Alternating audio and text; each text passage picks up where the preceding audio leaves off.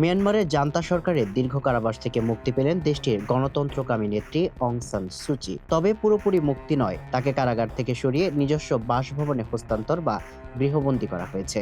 দীর্ঘ ৫ বছরেরও বেশি সময় কারাগারে কাটানোর পর জান্তা সরকারের পক্ষ থেকে এই সিদ্ধান্ত এলো। বৃহস্পতিবার দেশটির রাষ্ট্রীয় টেলিভিশনে এই ঘোষণা দেওয়া হয়।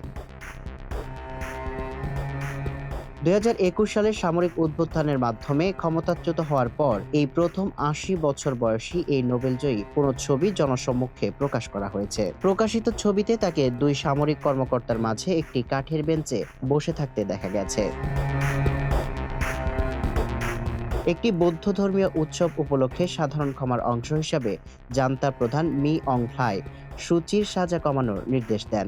এর ফলে তার ৩৩ বছরের কারাদণ্ড কমিয়ে ১৮ বছর করা হয়েছে, যার মধ্যে ইতিমধ্যে তিনি ৫ বছর জেল খেটেছেন এবং বাকি ১৩ বছর তাকে নির্দিষ্ট বাসভবনে বন্দী অবস্থায় কাটাতে হবে।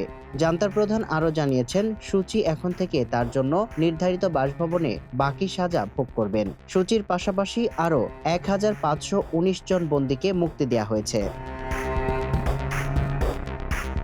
২০২১ সালে সামরিক অভ্যুত্থানের পর থেকেই সুচি লোকচক্ষুর অন্তরালে ছিলেন এবং দীর্ঘদিন ধরে তার শারীরিক অবস্থা নিয়েও উদ্বেগ ছিল। বিশেষ করে তার উচ্চ রক্তচাপ এবং হৃদযন্ত্রের সমস্যার খবর পাওয়া গেলে জান্তা সরকার তা কঠোরভাবে গোপন রেখেছিলেন। ২০২২ সালে তারপর থেকে তার আইনজীবীদেরও দেখা করতে দেয়া হয়নি। সুচির এই হস্তান্তরের সিদ্ধান্তকে স্বাগত জানিয়েছে জাতিসংঘ। মহাসচিব অ্যান্তনিও গুতেরেজের মুখপাত্র স্টিফেন ডুজারিক এটি একটি অর্থবহ পদক্ষেপ হিসাবে অভিহিত করেছেন। তবে মানবাধিকার সংগঠনগুলোর দাবি, কেবল গৃহবন্দী নয়, সুচি সহ মিয়ানমারের কয়েক হাজার রাজনৈতিক বন্দীকে বিনা শর্তে পূর্ণ মুক্তি দিতে হবে। তবে সুচির আইনজীবীরা জানিয়েছে, তারা এই খবর সংবাদ মাধ্যম থেকেই জেনেছেন। সরকারের পক্ষ থেকে এখনো আনুষ্ঠানিক কোনো বার্তা পাননি।